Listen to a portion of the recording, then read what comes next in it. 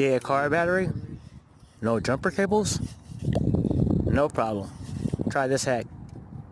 One drill gun, the drill gun battery, that is. 2 wires. Put the wires to the respectable post. Connect those respectable posts to the car battery. And there it is. Plus to plus, negative to negative. Check it out.